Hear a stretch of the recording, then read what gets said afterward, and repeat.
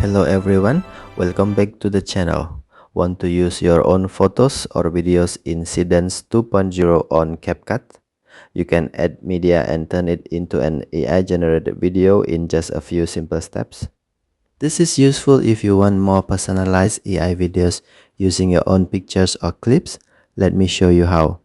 First, open CapCut on your Samsung Galaxy S26 Ultra. Next, go to AI Lab. Then tap Seedance 2.0. You will see a text box that says Enter your ideas. In front of the text box, tap the plus icon. Your gallery or media library will open. Now select the photo or video you want to use. After choosing your media, it will be added to Seedance 2.0. You can then type additional instructions in the text box to guide the AI.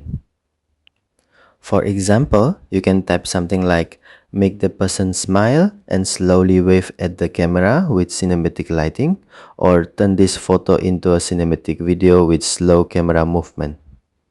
After they tap the send button, you may see a pop-up that says you're using Pro features.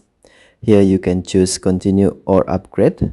Tap continue to keep using the feature. CapCut will then process your request and generate the AI video. Wait a few moments until the result appears. Once finished, you can preview the video and continue editing if needed.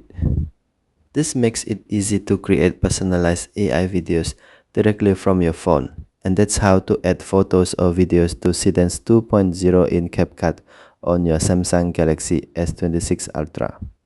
If you found this video helpful, don't forget to like and subscribe for more simple Android tutorials. Thanks for watching, and I'll see you in the next video.